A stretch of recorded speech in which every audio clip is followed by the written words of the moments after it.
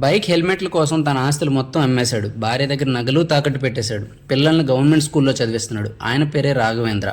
ఈయన కార్పై మీకు ఎముడికి మధ్య నేనుంటా అని చెప్పి రాసి పెట్టి ఉంటుంది. ఈయన ఇప్పుడు ఇంతగా వైరల్ అవడానికి కారణం ఏంటంటే, బిగ్ బి అమితాబ్ బచ్చన్ గారిని ఎవరైనా కలవడానికి వెళ్తే ఆయన వచ్చిన ఫ్యాన్స్కి ఏదో గిఫ్ట్ ఇస్తుంటారు. బట్ ఈసారి మాత్రం హెల్మెట్లు గిఫ్ట్గా ఇచ్చారనమాట.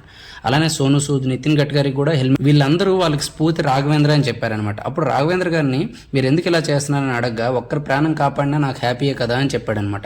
70,000 హెల్మెట్లు ఇప్పటికి గిఫ్ట్గా ఇచ్చాడనమాట. ఫ్రెండ్స్, రిలేటివ్స్ అందరూ తిట్టున్నా సరే ఈయన ఇదే పని చేస్తూ ఉన్నాడు. 2014 నుంచి ఈయన ఇలా గిఫ్ట్లుగా ఇవ్వడం స్టార్ట్ చేశాడు. దానికి కారణం ఏంటంటే, తన ఫ్రెండ్ ఒక బైక్ యాక్సిడెంట్లో చనిపోయాడు. అప్పుడు తనకు చాలా బాధ అనిపించింది. ఎందుకంటే ఆ ఫ్రెండ్ పేరెంట్స్ ఏడుస్తూ అడిగినవన్నీ కొనిచ్చాం, అడగకుండా ఒక హెల్మెట్ ఇచ్చి ఉంటే ఈరోజు వీడు బతికేవాడు కదా అని చెప్పి ఏడ్చారంట. ఆ మాట విన్నప్పుడు చాలా బాధ అనిపించి 2014 నుంచి ఈయన ఈ పని స్టార్ట్ చేశాడు. అక్కడి నుంచి ఈయన్ని helmet man of the India అని పిలుస్తారు. ఈయన ఇలా ఇవ్వడం వల్ల 35 యాక్సిడెంట్లో 35 మంది బతికారనమాట. మనకి జనరల్గా తెలిసి ఇండియాలో జరిగే యాక్సిడెంట్లు 87% హెల్మెట్లు లేకపోవడం వల్ల చనిపోతున్నారు. ఈయన హెల్మెట్ బ్యాంకులు కూడా పెట్టాడు. ఎవరికైనా హెల్మెట్ అవసరమైతే ఆ బ్యాంకులో తీసుకుని మళ్ళీ అక్కడ రిటర్న్ చేసేయచ్చు.